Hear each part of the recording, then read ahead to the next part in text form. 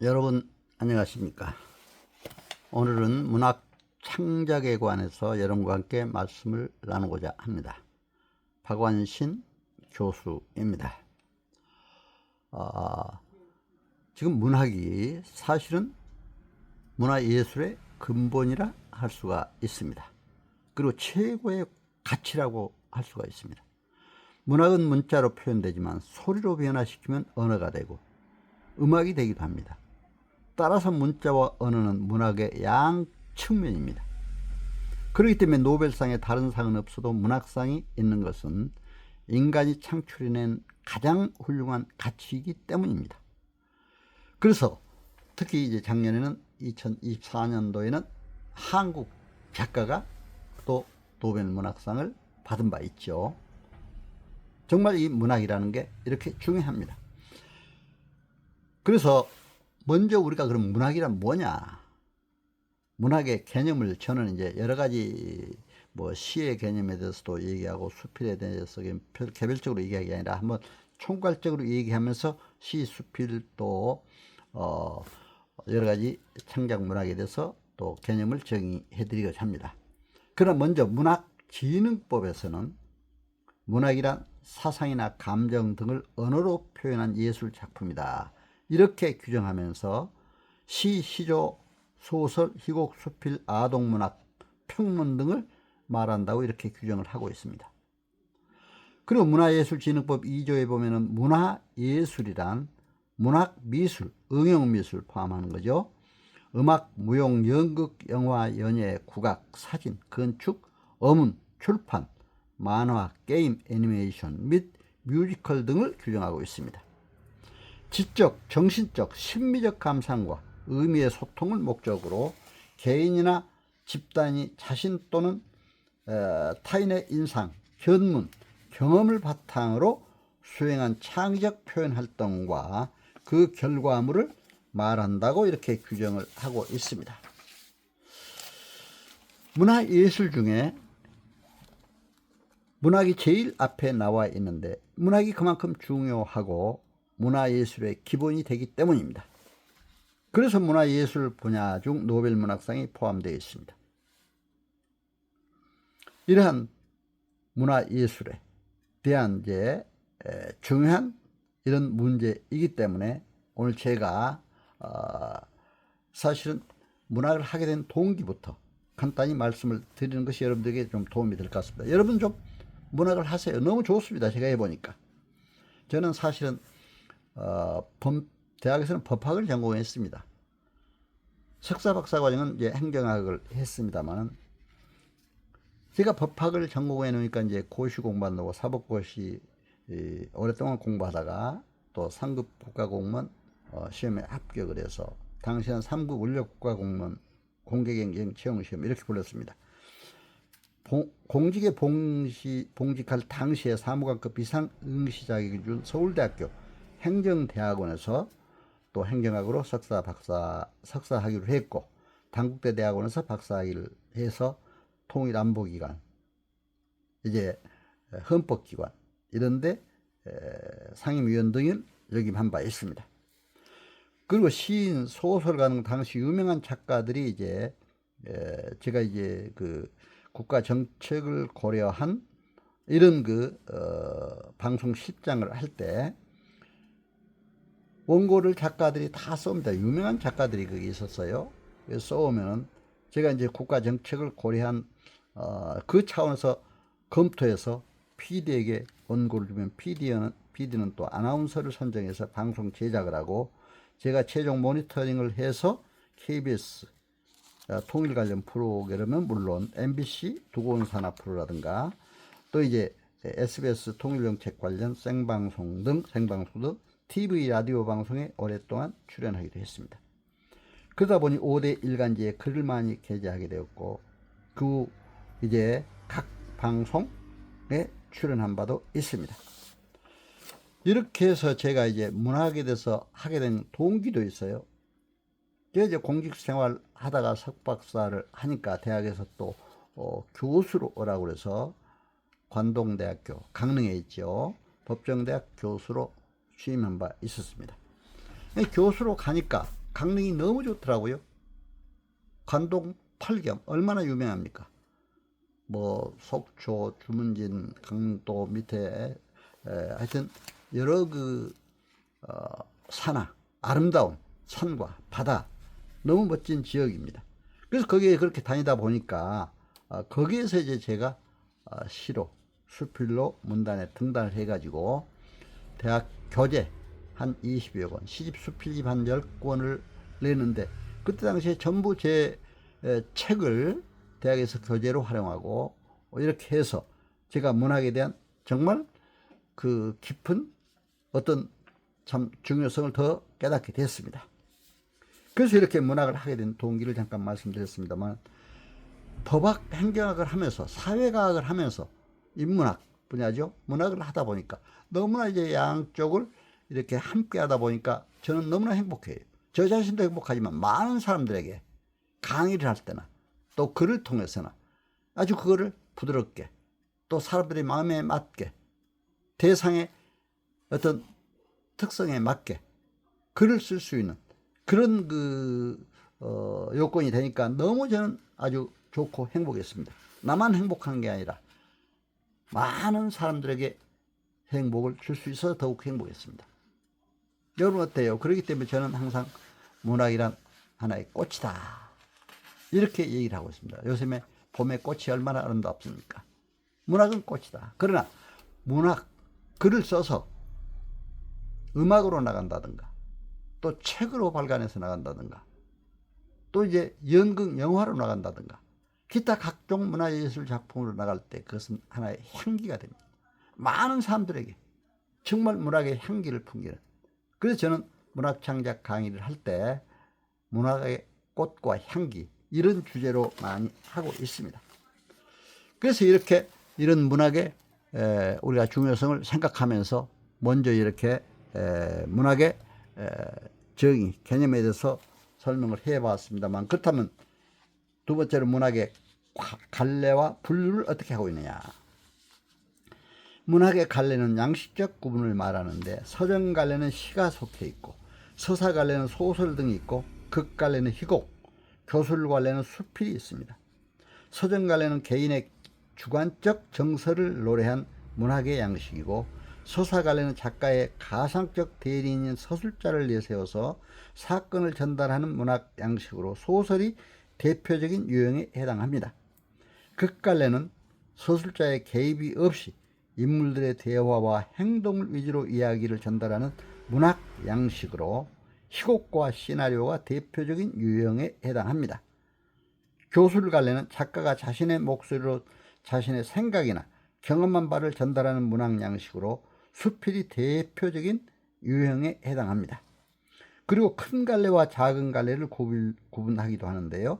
큰 갈래는 세계 문학에 통용되는 갈래를 말하며 작은 갈래는 특정의 언어를 매체로 하여 특정 시대에 따라서 구체적인 작품으로 나타나는 것을 의미하기도 합니다. 시는 서사시, 서정시, 극시로 분류할 수가 있습니다. 서사시는 과거에 해당하고 객관적 정황을 띠는 서술 형태의 시입니다.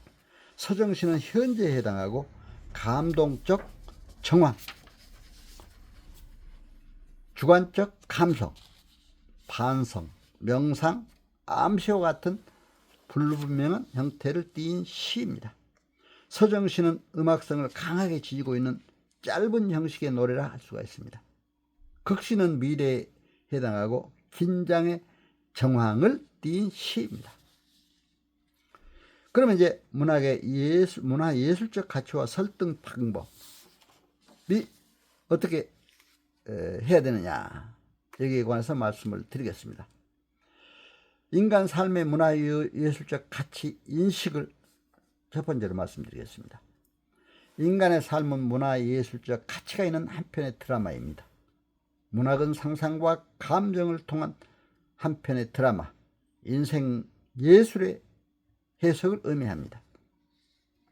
저는 법학, 행정학 등 사회과학을 전공하였고 교육학, 인문학 등을 공부하여 공직, 교직에 봉직하면서 국내는 물론 북한 지역 또 미국, 캐나다, 중국, 일본, 러시아, 유럽, 동남아, 중동, 아프리카 등 강연, 세미나, 포럼 참석자 방문하면서 시, 수필, 기행문도 많이 써서 시집, 수필집을 발간하다 보니 문학은 꽃이요, 저술, 연극, 영화, TV, 라디오 방송, 유튜브 등 여러 매체로 출간되고 방영되는 것은 문학의 향기를 뿌리는 소통의 매체가 됨을 실감했습니다.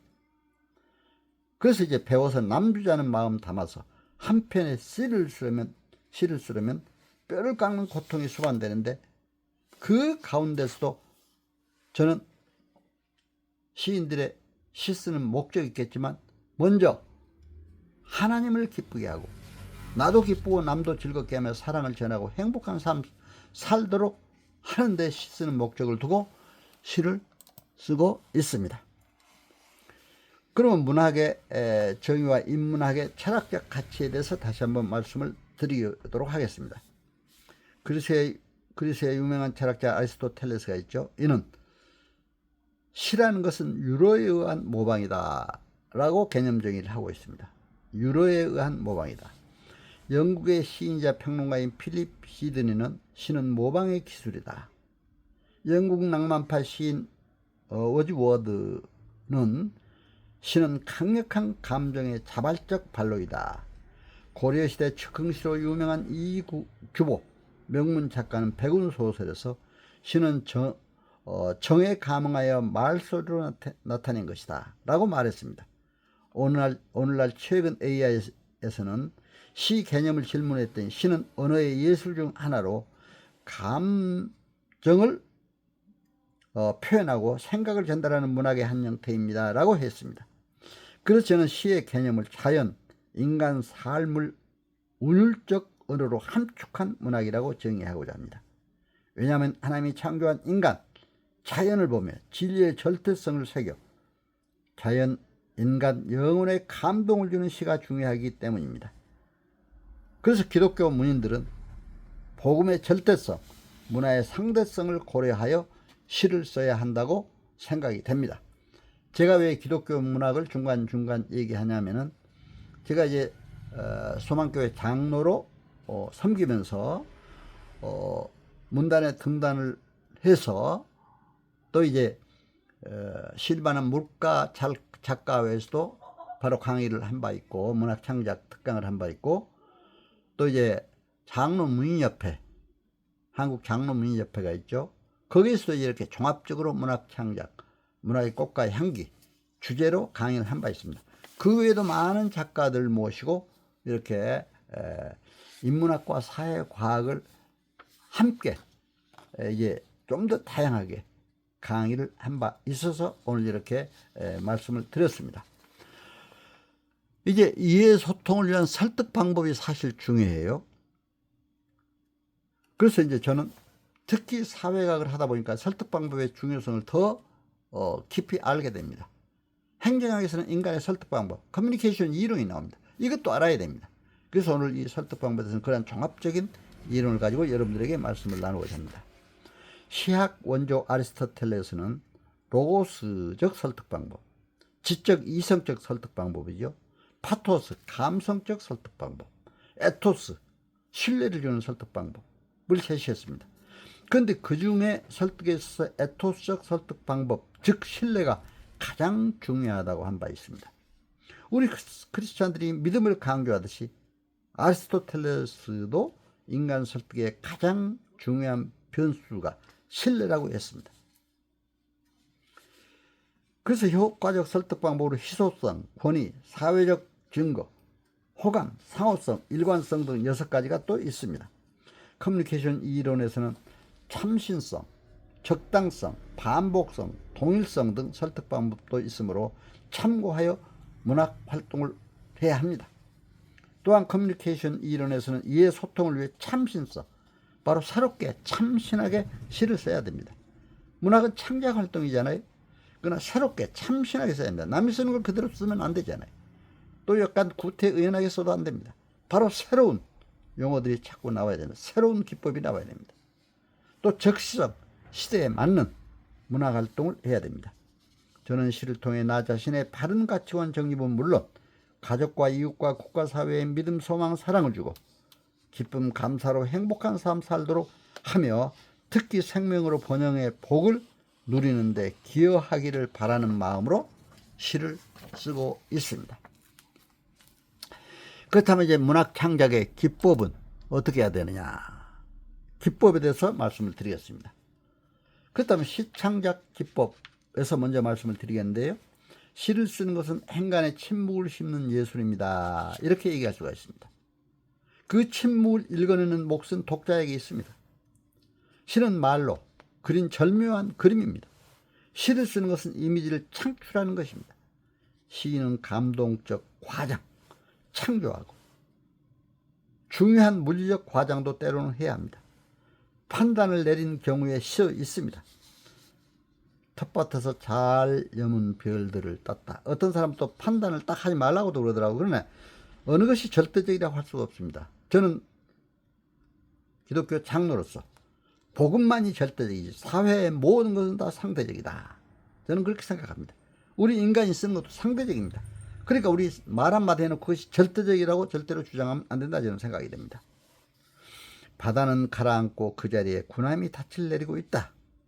연두빛 바람이다. 당신은 늙은 비에다. 죽은 물새가 온다. 한 사내가 죽은 바다를 들고 온다. 바다를 어떻게 들고 올 수 있어요? 과장법이잖아요. 상당히 이런 독창성이 필요합니다. 그래서 저는 문학의 창조성을 강조를 하고 있습니다. 창조성 가지고 문학을 써야 된다. 특히 특정 분야 시를 쓸 때 어떻게 써야 할까요? 저는 신앙시를 많이 씁니다. 목사님들 설교 말씀에 은혜 받았을 때 그것을 시적으로 표현을 하다 보면 나도 은혜가 되고 많은 또 복음도 전하는 데 역할을 하게 됩니다. 왜냐하면 제가 어느 목사님이 유튜브를 전문하는 목사님 계시는데 저에게 유튜브를 만들어 주셨어요. 한 3년 전에. 근데 지금 벌써 5만 5천여 명이 구독자가 된 걸 너무 감사합니다. 그러나 저는 유튜브 강령에 따라서 유튜브를 정직하게 바르게 강령에 맞게 쓰려고 합니다. 어떤 사람들은 유튜브에 있지도 않는 거짓말, 또 뭐 상대방을 비방하는 말, 뭐 있지도 않는 얘기, 남에게 흥미를 주기 위해서 그렇다 보면 또 그게 구독자가 늘어요. 그러니까 그런 걸 가지고 막 하는 사람인데 저는 절대로 그건 안 된다고 생각이 됩니다. 유튜브 강령에 따라서 바로 공의에 맞게 국가를 위해서, 민족을 위해서 많은 사람들에게 행복할 수 있도록 평화를, 행복을 강조하는 일을 써야 된다고 생각이 됩니다. 신앙시는 기도문처럼 서술적으로 직접 표현하는 것은 가능한 지향하고 상징 비유를 통한 간접 기법을 활용해야 됩니다. 그러나 바른 진리의 말씀 전파 위한 깊은 신앙 표현이 되어야 합니다. 윤동주 시인은 기독교 시인으로 쓴 시 중 어둠 속의 빛, 갇혀있는 곳의 빛 등 좋은 시를 남겼습니다. 저는 소망교회 장로로서 하나님께 영광 돌림에 좋은 시 많이 읽고 외우고 많이 쓰려고 합니다. 그래서 목사님 주일 설교 말씀이나 새벽기도 말씀을 노트에 기록하고 시로 요약해서 복음시 낭독을 많이 하고 있습니다. 2024년 8월 12일 기독교 문화 예술인들이 모여 여전도 회관에서 광복 79년 기념행사를 했는데 저희 소망교회 곽선희 원로목사님께서 설교 말씀을 하고 저는 문인들의 그 신앙성 시간에 자유인의 빛 이 주제의 시를 낭송한 바 있습니다. 그때 실만한 물가 작가회 작가님들도 함께 낭송했습니다. 2024년 8월 13일에는 경남대 북한대학원 대학교에서 열린 평화통일 포럼에서 제가 주제 발표 토론하는 자리에서 자유민주 평화통일 선교 관련 내용의 특정 시를 즉석에서 낭송한 바 있습니다. 그래서 이렇게 시를 하다 보니까 사실은 이런 여러 가지 특강 시간에도 거기에 맞는 또 시를 해서 해주니까 너무 좋아하더라고요. 시적인 표현을 해주니까. 그렇다면 이제 시창작 실제 기법은 어느 것이 있느냐. 여기에 대해서 하나하나 말씀을 드리겠습니다. 시창작 실제 기법은 첫째 비유법. 비유에는 직유, 은유가 있죠. 비유는 한 사물을 다른 사물과 비교하는 방법으로 설명하는 언어 표현의 한 방법입니다. 비유에는 직유, 은유 등 방법이 있습니다. 직유는 명유라고도 하는데 하나의 사물 또는 관념을 다른 사물 또는 관념과 직접 비교하는 방법입니다.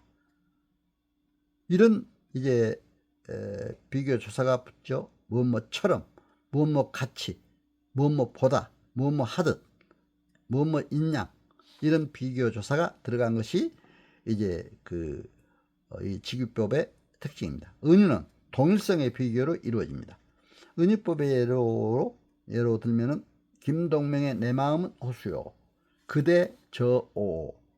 직유는 이렇게 비슷한 두 사물이나 관념의 비교인데 반해 은유는 동일한 두 사물이나 관념을 비교하는데 그 차이가 드러납니다. 알레고리는 비유법의 일종으로 풍유에 해당합니다. 그 예로 부자가 천국에 가는 것은 낙타가 바늘구멍으로 들어가는 것보다 어렵다, 사람 낚는 어부가 되게 하리라 등 성경에 기록된 내용입니다. 아이러니는 히라보에서 유래한 것으로 변장을 의미합니다. 진실은 은폐하고 시치미를 뗀다는 의미입니다. 김소월의 시 나보기가 역겨워 가실 때에는 죽어도 아니 눈물 흘리오리다. 이 시를 그 예로 들 수가 있습니다. 상징 이미지 방법입니다. 상징주의에서의 뜻은 불가시적 형이상학적 실제를 드러내기 위하여 가시적인 것으로 표현할 때 의미합니다. 십자가는 기독교를 상징하고 비둘기는 평화를 상징하죠. 무궁화는 우리 대한민국을 상징합니다. 상징은 어떤 관념이나 사상을 가시적인 사물을 통해 암시하는 것입니다. 이미지는 인간이 상상의 힘으로 구체적인 전경을 마음속에 그리는 것입니다. 하얀 입김 절로 가슴에 메어 마음 허공에 등불을 켜고 나 홀로 밤 깊어 뜰의 날이면, 이런 등 예가 있습니다. 그 다음에 강조법이 있죠. 강조법, 표현하기법, 또 여기에 대해서 함께 말씀을 나누고자 합니다. 다양한 강조법은 시의 윤활유 역할을 합니다. 빼앗긴 들에도 봄은 오는가, 구름에 달가시듯이 가는 나그네, 내 마음에 눈물이 내린다, 거리에 비가 내리듯 상처 없는 영혼이 어디 있으랴. 과장법은 실물의 실제 크기와 정도, 모양, 소리 등을 침소봉대하여 쓰거나 작게 사용하여 쓰는 법을 말합니다. 예를 든다면 새들은 낯선 거품과 하늘의 별서 취하였다. 하늘에 취하였다 그러잖아요. 새들이. 이런 표현이 참 너무 멋있어요. 그렇죠? 과장법. 영탄법은 박종화 시인의 영탄법 예로 오 한다든가, 오 해서 감탄사를 쓴다든가. 이것은 천년 묵은 고래 청자기. 미화법은 놀고 먹는 자를 식충이로 표현하지 않고 한량으로 표현한 시입니다. 옛날에 우리 시골에 살 때 보면 아주 잘 먹는 사람을 막 식충이다, 식충이라고 얼마나 좀 안 좋아 보이잖아요. 한량, 놀고 먹는 사람을 한량으로 이렇게 표현해 주었습니다. 대조법은 서로 상반되는 내용을 맞서요 강한 인상을 주는 강조법이 대조법입니다. 빼앗긴 들에도 봄은 오는가. 대구법은 병렬과 동시에 대립을 이룹니다. 끓는 물속에서 연꽃이 피어나리. 어떻게 끓는 물속에서 꽃이 피어납니까? 말도 안 되는 소리죠. 그러나 이것도 끓는 물속에서 연꽃이 피어난다. 상당히 아주 의미 있는 시적 표현입니다. 열거법은 관련의 내용의 단어를 열거한 시로 새끼오리도 헌식작도, 소똥도 열거한 시이고, 반복법은 계속 반복한 시입니다. 잔디잔디 금잔디, 김소월의 시에 나오죠. 억양법은 우선 누르고 난 후에 축게 세우거나 먼저 올려준 다음 눌러버림으로 강조하는 표현법입니다. 그 예로 얼굴은 범죄의 형이지만 속은 깊은 사람이다. 이렇게 시도 써주어요. 그렇죠? 문답법은 동문서답 통한 강조로 사회 풍속도를 그릴 수 있는 시입니다. 풍자성과 생동성을 줍니다. 그리고 서리법은 사실을 변화시켜 더욱 잘 전달하는 수사법으로 빼앗긴 들에도 봄이 오는가 등 그 예가 있습니다. 비약법은 순서를 밟지 않고 엉뚱한 방향으로 화제를 비약시킨 시입니다. 그 예로 문서에 서명한 손이 한 도시를 넘어뜨렸고입니다. 경구법은 교훈적인 의미가 담겨있는 경구를 사용하는 시로 시간은 돈이다 그 예입니다. 생략법은 긴 설명, 생략하는 시로 윤상규 시 홀로 등불을 상처 위에 켜다. 연쇄법은 최승호의 시로 지렁이들이 온몸으로 길도 없이 꾸물꾸물 이렇게 시를 쓰는 겁니다. 그리고 이제 제목 붙이기와 행, 연 만들기가 있는데요. 시의 완성도를 높이려면 제목을 잘 붙여야 돼요. 그렇잖아요. 제목만 보고도 눈길을 끌어야 됩니다. 마음을 끌어야 됩니다. 그리고 이제 행과 연을 잘 맞춰야 됩니다. 시라는 제목이 있고 행연으로 모입니다. 행은 낱말 구절로 이루어지고 연은 행이 모여서 이루어지죠.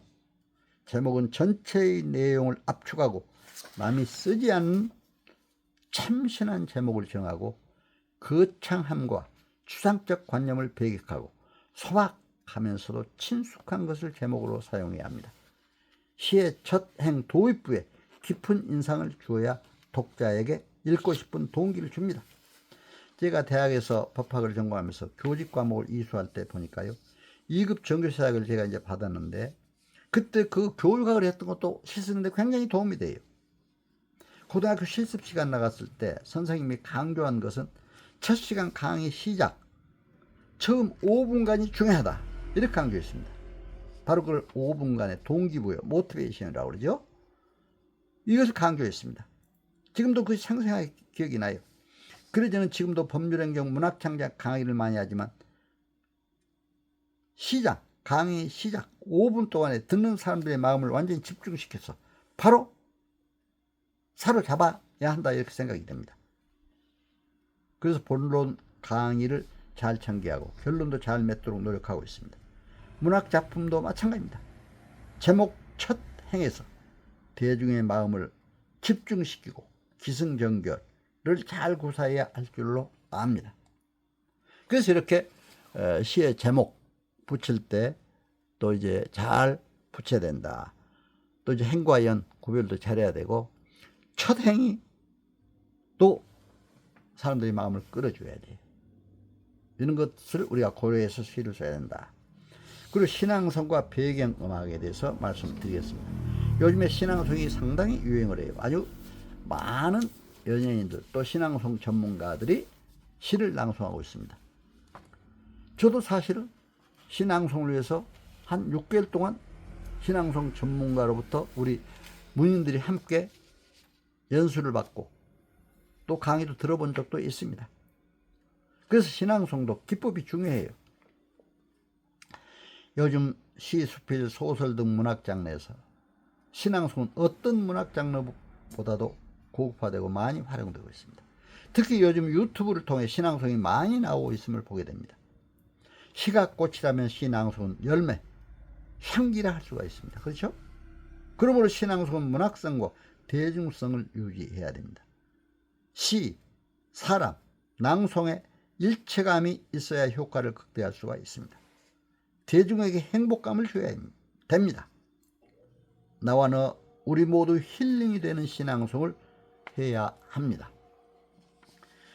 신앙송과 시, 암송. 신앙송은 느낌의 문학이므로 낭송해서 암송하면 훨씬 더 효과가 있습니다. 감성이 더 풍부해집니다. 자작시 낭송하면 더 많은 효과가 있습니다. 자기가 시를 작시해서 낭송하는 것은 더 크게 또 감동을 줄 수가 있습니다. 왜냐하면 자기가 쓴 거기 때문에 자기가 그 감정 표현이 아주 제대로 나올 수가 있잖아요. 자기 감성을 최대한 발휘할 수 있기 때문입니다. 저는 박완신 유튜브 제 이제 텔레비는 유튜브 TV는 남은 박완신 TV인데요. 거기에 자작시 낭송이 아마 거의 매주 몇 개씩 들어가고 있습니다. 물론 제 시를 또 신앙송 전문가들이 낭송한 시도 많이 있습니다. 그래서 신앙송을 할 때 또 이제 특히 신앙송의 자세는 어떻게 가져야 되느냐. 단정한 의상, 사랑이 담긴 온유한 표정, 겸손한 언어 사용이 중요합니다. 처음 시작할 때나 끝날 때 머리 숙여 겸손히 인사하는 것이 중요합니다.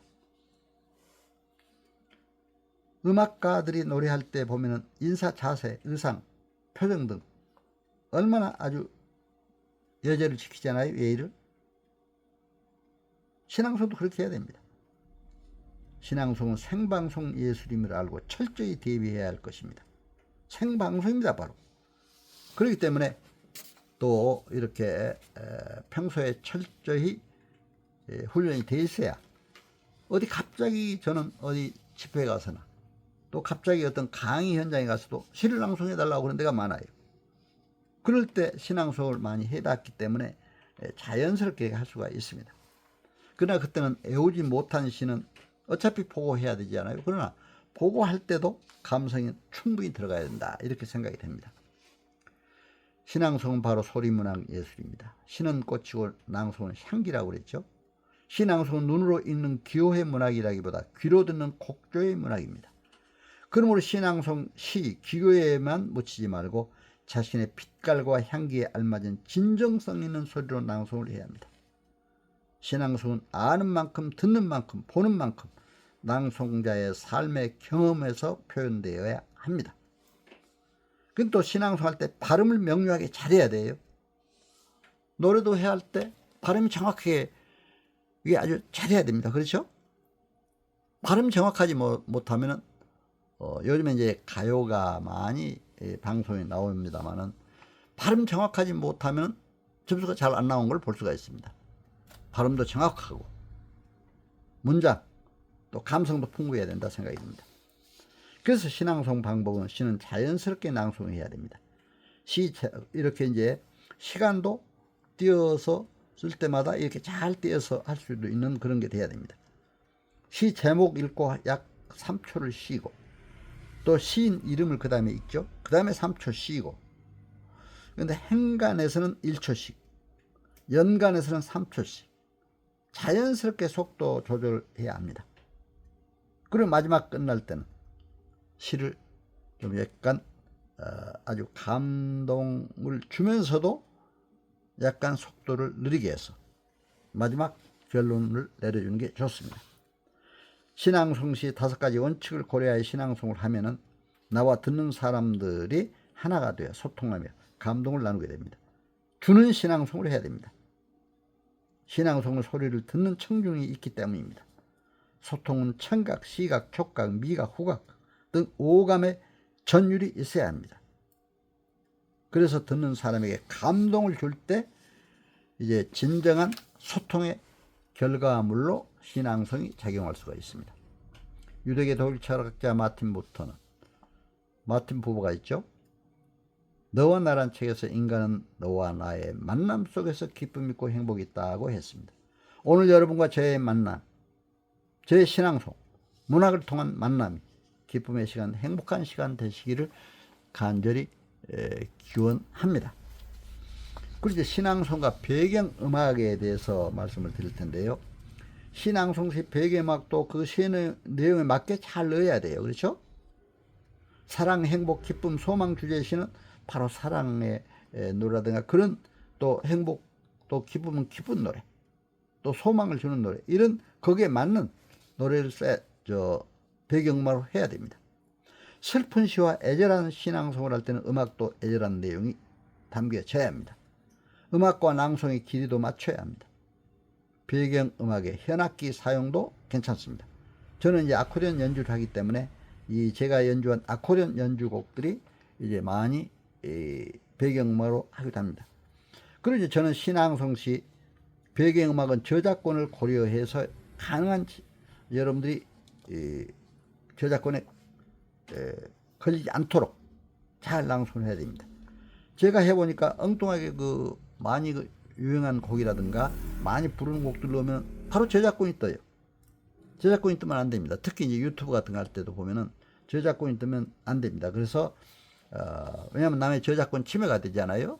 그렇기 때문에 저는 그래서 이제 제가 참 감사하게도 제가 제 시집을 보고 그림공연선 작곡하신 최영섭 선생이 12곡을 작곡했고, 비둘기집 작곡했던 김기웅 선생이 3곡에서 15곡이 음악저작권협회에 등록되어 있기 때문에 이 내용 중에는 또 사랑에 관한 내용, 행복에 관한 내용, 기쁨 감사에 관한 내용 다양하게 다 있거든요.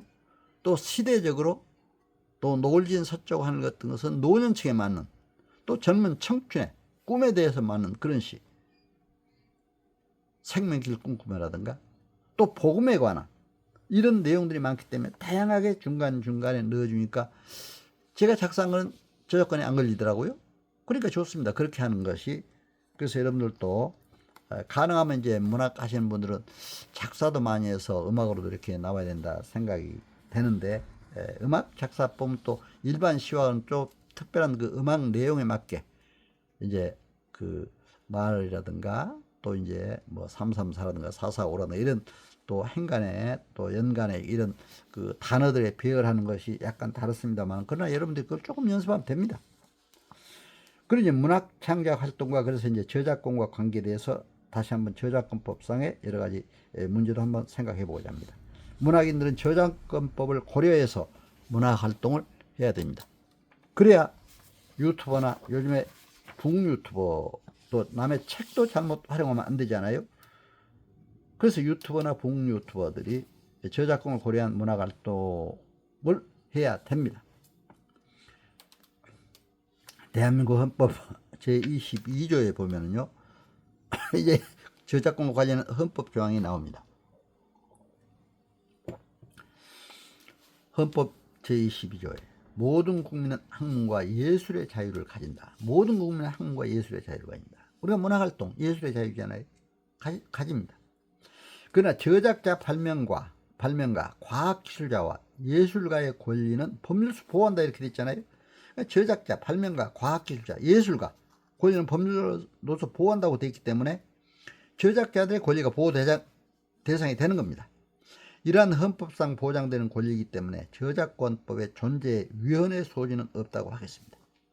그러나 저작권이 무조건적으로 보호되는 것은 아닙니다.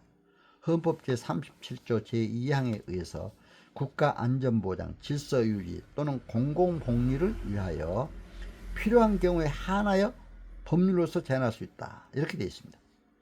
저작재산권의 경우 헌법 제23조 2항도 적용되어 행사에 제한이 있을 수가 있습니다. 이 제한 부분이 구체화된 것이 저작권법 제23조부터 규정된 저작재산권의 제한입니다. 한마디로 대한민국 국민은 1963년부터 저작권이 형성된 모든 저작물은 저작권자의 허락 없이는 사용해서는 안 된다고 이렇게 요약해서 생각해 볼 수가 있습니다. 원래 대한민국의 저작권 보호기간은 50년이었으나 2013년에 저작권 보호기간을 70년으로 늘렸습니다. 그렇다면 저작권 법상 목적 저작물의 정의에 관해 이제 한번 구체적으로 고찰해 보고자 합니다. 저작권 1조에 그 목적이 있습니다. 이 법은 저작자의 권리와 이에 인접하는 권리를 보호하고 저작물의 공정한 이용을 도모함으로써 문화 및 관련 산업의 향상 발전에 이바지함을 목적으로 한다. 이렇게 되어 있습니다. 제2조의 정의. 이 법에서 사용하는 용어의 뜻은 다음과 같다. 저작물은 인간의 사상 또는 감정을 표현한 창작물을 말한다. 그러니까 어때요? 저작물이라는 것은 인간의 사상 또는 감정을 표현한 창작물입니다. 인간이라는 거 있잖아요. 인간의 사상 창작. 그렇기 때문에 AI가 한 것은 사실은 저작권 보호 대상이 안 됩니다. 그렇기 때문에 AI에서 저도 이제 챗GPT라든가 또 아스크업이죠. 아스크업을 통해서 거기서 시 한 편 써다 보면 시 써와요. 그걸 내가 활용해도 저작권법 걸리지 않습니다. 그러나 어때요? 제가 시를 써보니까 또 AI에서 써준 시를 그대로 내가 활용해도 안 되겠더라고요. 내가 함성이 들어가지 않아요. 제 어떤 시적 표현이 들어가야 되잖아요. 그러니까 그거는 참고만 해야 됩니다. 정말 내가 이런 시를 하나 써야 되는데, 예를 들면 봄의 향기, 봄의 꽃, 봄에 대해서 시를 써야 되는데, 그때 얼른 생각이 안 날 때 한번 거기서 딱 힌트는 얻을 수가 있어요. 봄의 향기에 대해서 시 한 편 써달라. 또 어떤 무슨 장미꽃 시 한 편 써달라. 그러면 싹 금방 나옵니다. 1분 내로 시를 써서 보냅니다. 그러면 그런 때도 그 시를 그대로 100% 활용하면 어떻게 내 창작시가 될 수가 있어요. 내가 창작해야죠. 다만 내가 생각하지 못했던 어떤 구절이 있나 없나 봐서 한번 그것들은 우리가 활용할 필요가 있다. 이렇게 생각이 됩니다. 그래서 참고로 말씀드렸습니다. 이렇게 저작물은 인간의 사상 또는 감정을 표현한 창작물이다. 이런 법상의 용어도 분명히 알아야 돼요. 그렇죠? 또 이번에 저작자는 저작물을 창작한 자를 말한다. 저작물을 창작한 자. 창작이라죠. 공연은 저작물 또는 실현, 음반, 방송을 상연, 연주, 가창, 구연, 낭독, 상영, 재생 그 밖의 방법으로 공중에게 공개하는 것을 말하며 동일인의 점유에 속하는 연결된 장소 안에서 이루어지는 송신을 포함한다. 이렇게 되어 있습니다. 실현자는 저작물을 연기, 무용, 연주, 가창, 구연, 낭독 그 밖의 예능적 방법으로 표현하거나 저작물이 아닌 것을 이와 유사한 방법으로 표현하는 실현을 하는 자를 말하며 실현을 지휘, 연출 또는 감독하는 자를 포함한다. 이렇게 되어 있습니다. 저는 이제 지난번에 예술의 전당에 가는데 제가 다니는 소망교회에서 이제 찬양대 지휘를 했던 부입니다. 그래서 국립합창단 지휘를 하더라고요. 예술의 전당에서 봤는데, 근데 한편에 그게 완전히 그 문학 작품, 음악 작사, 또 시 작사, 이런 연출하면 또 소설 형태의 그 작사가 돼 딱 작가가 나오고, 또 지휘자는 그걸 음악에 맞춰서 각 악기에 또 합창단 음악을 통해서 다 연출하는 걸 보고 저는 놀랐습니다. 하나의 문화예술의 종합작품이다. 이렇게 생각을 했습니다. 그러니까 그게 시적 용어도 많이 나오는데 시도 정말 잘 써야 되겠더라고요. 그렇죠? 음악 작사도. 그렇기 때문에 이런 것을 제가 보고 바로 이런 개념상의 영상 저작물, 개념상의 이런 그 규정도 알아야 된다 해서 말씀드렸습니다. 음반이라는 것은 음성, 음향을 말하죠. 이 유형물에 고정된 것, 음을 디지털화한 것을 또 포함하고 있습니다. 요즘엔 디지털 시대에 맞게 음이 영상과 함께 고정된 것은 제외됩니다. 음반 제작자는 음반을 최초로 제작하는 데 있어서 전체적으로 기획하고 책임을 지는 자를 말합니다. 공중송신은 저작물, 실현, 음반, 방송 또는 데이터베이스를 공중에 수신하거나 접근하게 할 목적으로 무선 또는 유선 통신의 방법에 의하여 송신하거나 이용해 제공하는 것을 말합니다.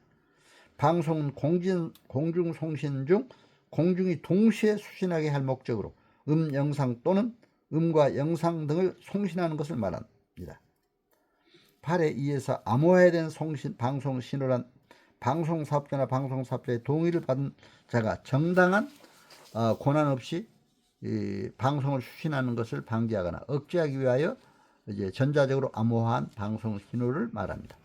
방송사업자는 방송을 업으로 하는 자를 말합니다. 또 전송은 공중송신 중 공중의 구성원이 개별적으로 선택한 시간과 장소에서 접근할 수 있도록 저작물 등을 이용해서 제공하는 것을 말하며 그에 따라 이루어진 송신을 포함합니다. 디지털 음성 송신은 공중송신 중 공중으로 하여금 동시에 수신하게 할 목적으로 공중의 구성원의 요청에 의하여 개시되는 디지털 방식의 음의 송신을 말하며 전송을 제외합니다. 디지털 음성 송신 사업자는 디지털 음성 송신을 업으로 하는 자를 말합니다. 영상 저작물은 연속적인 영상, 음의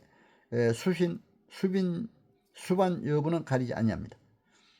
이런 연속적인 영상이 수록된 창작물로서 그 영상을 기계 또는 전자장치에 의하여 재생하여 볼 수 있거나 보고 들을 수 있는 것을 말합니다.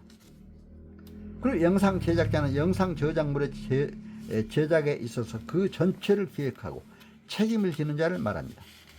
응용 미술 저작물은 물품의 동일한 영상으로 복제할 수 있는 미술 저작물로서 그 이용된 물품과 구분되어 독자성을 인정할 수 있는 것을 말하며 디자인 등을 포함하고 있습니다. 컴퓨터 프로그램 저작물은 특정한 결과를 얻기 위하여 컴퓨터 등 정보 처리 능력을 가진 장치 내에서 직접 또는 간접으로 사용되는 일련의 지시, 명령으로 표현된 창작물을 말합니다. 편집물은 저작물이나 부호, 문자, 음성, 영상 그 밖의 형태의 자료의 집합물을 말하며 데이터베이스를 포함하고 있습니다. 편집 저작물은 편집물로서 그 소재의 선택, 배열 또는 구성에 창작성이 있는 것을 말합니다. 그리고 이제 데이터베이스는 소재를 체계적으로 배열 또는 구성한 편집물로서 개별적으로 그 소재에 접근하거나 그 소재를 검색할 수 있도록 한 것을 말합니다. 데이터베이스 제작자는 데이터베이스의 제작 또는 소재의 갱신, 검증 또는 보충에 인적 또는 물적으로 상당한 투자를 한 자를 말합니다. 공동 저작물은 2인 이상의 공동으로 창작한 저작물로서 각자의 이바지한 부분을 분리하여 이용할 수 없는 것을 말합니다. 복제는 인쇄, 사진 촬영, 복사, 녹음, 녹화 그 밖의 방법으로 일시적 또는 영구적으로 유형물에 고정하거나 다시 제작하는 것을 말하며 건축물의 경우에는 그 건축물을 위한 묘형 또는 설계도에 따라 이를 시공하는 것을 포함합니다. 배포는 저작물 등의 원본 또는 그 복제물을 공중에게 대가를 받거나 받지 아니하고 양도 또는 대여하는 것을 말합니다. 발행은 제작물 또는 음반을 공중의 수요를 충족시키기 위하여 복제 배포하는 것을 말합니다. 공표는 저작물을 공연, 공중송신 또는 전시 그 밖의 방법으로 공중에게 공개하는 경우와 저작물을 발행하는 경우를 말합니다. 저작 신탁관리업은 저작 재산권자, 또 배타적 발행권자, 출판권자, 저작 인접권자 또는 데이터베이스 제작자의 권리를 가진 자를 위하여 그 권리를 신탁받아 이를 지속적으로 관리하는 업을 하며 저작물 등의 이용과 관련하여 포괄적으로 대리하는 경우를 포함합니다. 저작권 대리 중개업은 저작 재산권자, 배타적 발행권자, 출판권자, 저작인 인접권자 또는 데이터베이스 제작자의 권리를 가진 자를 위하여 그 권리를 이용에 관한 대리 또는 중개 행위를 하는 업을 말합니다. 또 기술적 보호 조치란 다음 각목의 어느 하나에 해당하는 조치를 말합니다. 저작권, 그 밖에 이 법에 따라 보호되는 권리의 행사와 관련하여 이 법에 따라 보호되는 저작물에 대한 접근을 효과적으로 방지하거나 억제하기 위하여 그 권리자의 동의를 받은 자가 적용하는 기술적 조치를 말합니다. 저작권 그 밖에 이 법에 따라 보호되는 권리에 대한 침해 행위를 효과적으로 방지하거나 억제하기 위하여 그 권리자나 권리자의 동의를 받은 자가 적용하는 기술적 조치입니다. 권리 관리 정보는 다음 각목의 하나에 해당하는 정보나 그 정보를 나타내는 숫자 또는 부호로서 각 정보가 저작권 그 밖에 이 법에 따라 보호되는 권리에 의하여 보호되는 저작물 등의 원본이나 그 복제물에 부착되거나 그 공연, 실행 또는 공중송신에 수반되는 것을 말합니다. 저작물 등을 식별하기 위한 정보라든가 또는 저작권 그 밖에 이 법에 따라 보호되는 권리를 가진 자를 식별하기 위한 정보입니다. 저작물 등의 이용 방법 및 조건에 관한 정보도 들어갑니다. 이제 온라인 서비스 제공자란 다음 각목의 어느 하나에 해당하는 자를 말합니다. 이용자가 선택한 저작물 등을 그 내용에 수정 없이 이용자가 지정한 지점 사이에서 정보통신망을 통해서 전달하기 위하여 송신하거나 경로를 지정하거나 연결하는 제공자입니다. 이용자들이 정보통신망에 접속하거나 정보통신망을 통하여 저작물을 복제해 전송할 수 있도록 서비스를 제공하거나 그를 위한 설비를 제공 또는 운영하는 자입니다. 또 업무상 저작물은 법인 단체 그 밖의 사용자의 기획하에 법인 등의 업무에 종사하는 자가 업무상 작성하는 저작물을 말합니다. 공중은 불특정 다수인을 말합니다. 그리고 인증은 저작물 등의 이용 허락 등을 위하여 정당한 권리자임을 증명하는 것을 말합니다. 프로그램 코드 역분석은 독립적으로 창작된 컴퓨터 프로그램 저작물과 다른 컴퓨터 프로그램 호환에 필요한 정보를 얻기 위하여 컴퓨터 프로그램 저작물 코드를 복제 또는 변환하는 것을 말합니다. 라벨이란 그 복제물이 정당한 권한에 따라 제작된 것임을 나타내기 위하여 저작물 등의 유형적 복제물, 포장 또는 문서에 부착, 동봉 또는 첨부되거나 그러한 목적으로 고안된 표기를 말합니다. 영화 상영관 등이라는 것은 영화 상영관, 시사회장, 그 밖에 공중에게 영상 제작물을 상영하는 장소로서 상영자에 의하여 입장이 통제되는 장소를 말합니다. 저작물의 예시, 이 법에 말하는 저작물을 예시하면 다음과 같습니다. 저작물은 뭐냐 우리가 알아야 되잖아요. 바로 문학, 예술 이런 모든 게 저작물이죠. 소설, 시, 논문, 강연, 연설, 각본, 그 밖에 음운 저작물이 있습니다. 그러니까 우리가 이제 시, 소설 우리가 쓴 거 누가 그대로 써도 안 되잖아요. 저작권 침해가 되잖아요. 내가 강연했다거나 연설한 것도 그대로 써도 안 됩니다. 그러나 여러분 우리가 이제 대학에서 석박사박 이럴 때 논문 쓰잖아요. 어디 그 논설문을 쓸 때라든가 신문에 인용을 좀 해주면 됩니다. 누가 이런 말을 했다. 그렇죠? 했는데 나는 이렇게 생각한다. 근데 전부 남의 말만 가지고 100%, 한 90% 막 다 넣고 자기 얘기는 별로 없으면 그게 잘못하면 저작권 침해가 됩니다. 그러니까 그걸 참고로 아셔야 됩니다. 음악 저작물 있죠? 또 이제 음악 여러 가지, 저도 음악을 작사를 하다 보니까 그 다 음악 저작물이 되죠. 그리고 음악 저작권 협회가 또 별도로 있습니다. 그리고 연극 및 무역, 무언극 그 밖에 연극 저작물, 해화, 서예, 조각, 판화, 공예, 응용미술 저작물, 그 밖에 미술 저작물. 저도 이제 서예도 좋아하고 이렇게 합니다만은 그런 서예 또 잘못하면 남이 그대로 인용하면 그런 이제 서예는 뭐 따라서도 어디 좋아하더라고요. 그렇잖아요. 유명한 서예 작품들 그대로 그 채를 또 따라 쓰잖아요. 또 건축물, 건축을 위한 모형 설계도서, 그 밖에 건축 저작물, 또 사진 저작물, 영상 저작물, 지도, 도표, 설계도, 약도, 모형, 그 밖에 도형 저작물, 컴퓨터 프로그램 저작물, 또 이제 제5조에서는 원서 저작물을 번역, 편곡, 변형, 각색, 영상 제작, 그 밖의 방법으로 작성한 창작물이라 한다 이렇게 되어 있는데 이것은 독자적인 저작물로서 보호됩니다. 영상 저작물도. 그리고 이제 2차 저작물의 보호는 그 원 저작물의 저작자의 권리에 영향을 미치지 아니한다 이렇게 되어 있습니다. 그러니까 내가 소설을 썼다, 시를 썼다 했을 때 그걸로 소설을 가지고 뭐 다시 영상을 제작한다든가 했을 때 이제 그런 관계를 여기서 잘 얘기하고 있습니다. 그것도 편집 저작물, 편집 저작물은 독자적인 저작물로 보호됩니다. 편집 저작물의 보호는 그 편집 저작물의 구성 부분이 되는 소재의 저작권 그 밖에 그 법에 따라 보호되는 권리에 영향을 미치지 아니합니다. 그런데 이제 제7조에 이걸 또 우리가 참고로 알아야 돼요. 다음 각 호의 어느 하나에 해당하는 것은 이 법의 보호를 받지 못한다. 그럼 어떤 것이 받지 못합니까?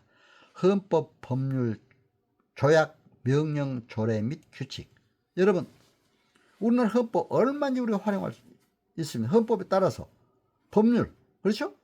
조약, 명령, 지방자치단체의 조례라든가 규칙, 거기서 나온 것들은 얼마든지 그것을 뭐 인용한 거죠. 이 법에 이러니까 우리가 이렇다 이런 말을 써도 그건 저작권법에 걸리지 않는다 이렇게 볼 수가 있습니다. 국가 또는 지방자치단체의 고시, 공고, 훈련 그 밖에 이와 유사한 것, 이것도 마찬가지. 지방자치단체 어떤 훈련이라든가 공고한 거라든가 이런 걸 보고 우리가 그 공고를 또 만대 잔대 알려주는 거, 저작권에 걸리면 알려줄 수가 없잖아요. 또 법원의 판결, 결정, 명령 및 심판이나 행정심판 절차 그 밖에 이와 유사한 절차에 의한 의결 결정 등 이거는 인용할 수가 있습니다. 그러나 이제 이거 인용할 때도요, 제가 이제 행정심판도 해보고 국가소송 수행 담당관으로서 이제 실제 법원에도 좀 가서 그 소송 수행 담당자로서 변호도 해보고 이렇게 한 적이 있습니다. 그런데 여러분들 참고로 인용되거나 또 저 행정심판 절차에서 인용되거나 또 이제 기각되거나 또 이제 법원 판결 이런 거는 판결문이나 이런 건 얼마든지 우리가 활용할 수 있잖아요. 결정 명령문, 행정심판 절차, 의결 결정 등 활용할 수 있습니다. 그러나 여러분들이 참고를 할 것은 거기에 나온 인적 사항을 여러분들이 잘못 활용하다는 것은 개인정보보호법에 걸리게 됩니다. 그렇잖아요.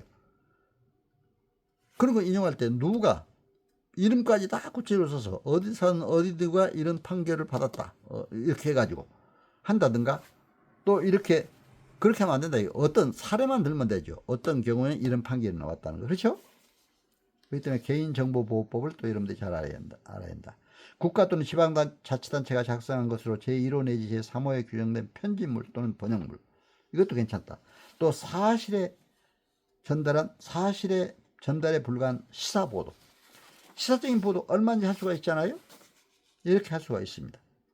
그리고 이제 저는 그 국가지방자치단체가 하는 이제 여러 가지 편집물, 번역물, 또 시사보도, 그리고 이제 문화예술에 관한 여러 가지 그 공연 같은 것도 많이 하잖아요.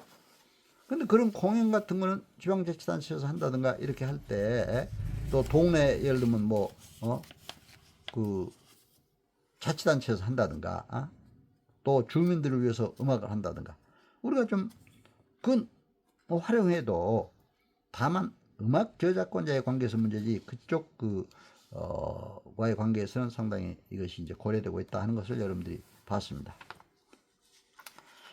이게 오늘 종합 결론으로 오늘 그 여러 가지 여러분들에게 문학의 정의라든가 또 문학 창작의 목적, 또 가치, 설득 방법, 창작 기법 등에 관해서 잘 살펴보았습니다.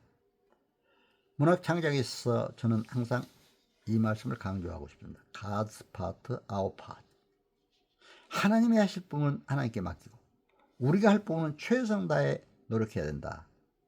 우리 작가들은 하나님 나라의 목표를 두고 복음의 절대성은 지키되 문화의 상대성을 고려하여 문학 창작 꽃을 피우고 복음의 향기를 짙게 뿌려가야 합니다. 그래서 오늘 저는 인문학은 물론 정치, 법률, 행정, 경영 컨설팅 분야 등 사회학 전 분야를 참고로 하여 보다 폭넓게 문학 창작 내용을 고찰해 보았습니다. 제가 사회과학 분야는 물론 공직 조직에서 이론적으로나 실제 경험을 통해서 체험한 분야이고, 인문학 분야는 문단 등단 후 저술 활동을 통해서, 그리고 신문 방송 등 언론 활동, 유튜버로서 경험한 활동을 중심으로 작가 여러분들의 문학 활동에 도움이 되었으면 하는 마음에서 오늘 여러 가지 말씀을 드렸습니다. 여러분 문학 창작 활동에 그리고 땅끝까지 복음의 향기를 전하는데 크게 도움이 됐으면 하는 마음 간절합니다. 하나님 은혜 가운데 영육간에 강건하시고 주님 동행함으로 요셉과 같이 형통함의 축복 충만하기를 기원합니다. 그래서 하나님 나라 부름받을 때 잘했다 칭찬받는 충성된 종으로 하나님 품에 안기시기를 간절히 기원해 드립니다. 여러분 오늘 저의 문학 창작 강의 잘 청취해 주셔서 감사를 드립니다. 여러분 이제 이렇게 하면서 제가 마지막 시 한 편 낭송해 드리겠습니다. 이 시는 두 번은 없다 이 시인데 노벨 문학상 수상 작품입니다. 1996년 노벨 문학상 수상한 폴란드 시인입니다. 비슬라바 쉼보르스카. 비슬라바 쉼보르스카. 두 번은 없다 이 시 한번 낭송을 해 드리겠습니다. 두 번은 없다. 비슬라바 쉼보르스카. 두 번은 없다. 지금도 그렇고 앞으로도 그럴 것이다. 그러므로 우리는 아무런 연습 없이 태어나서 아무런 훈련 없이 죽는다. 우리가 세상이란 이름의 학교에서 가장 바보 같은 학생일지라도 여름에도 겨울에도 낙제란 없는 법. 반복되는 하루는 단 한 번도 없다. 두 번의 똑같은 밤도 없고 두 번의 한결같은 입맞춤도 없고 두 번의 동일한 눈빛도 없다. 이제 누군가 내 곁에서 내 이름을 큰 소리로 불렀을 때 내겐 마치 열린 창문으로 한 송이 장미꽃이 떨어지는 것 같았다. 오늘 우리가 이렇게 함께 있을 때 난 벽을 향해 얼굴을 돌려버렸다. 장미가 어떤 모양이었지? 꽃이었던가? 돌이었던가? 힘겨운 나날들, 무엇 때문에 너는 쓸데없는 불안으로 두려워하는가? 너는 존재한다. 그러므로 사라질 것이다. 너는 사라진다. 그러므로 아름답다. 미소 짓고 어깨 동무하며 우리 함께 일치점을 찾아보자. 비록 우리가 두 개의 투명한 물방울처럼 서로 다를지라도. 여러분, 오늘 저희 문학창작 강의 잘 청취해 주셔서 감사드립니다. 마지막에 노벨 문학상 수상작품 2번은 없다. 시도 잘 청취해 주셔서 감사합니다. 여러분, 우리 인생도 2번은 없습니다. 한 번 사는 동안 열심히 문학 창작을 활동을 해서 문학의 꽃 활짝 피우고 문학의 향기 짙게 뿌려 복음의 생명으로 아름다운 세상 함께 열어가시길 간절히 기원합니다. 여러분 건강하시고 행복하시길 기원합니다. 감사합니다.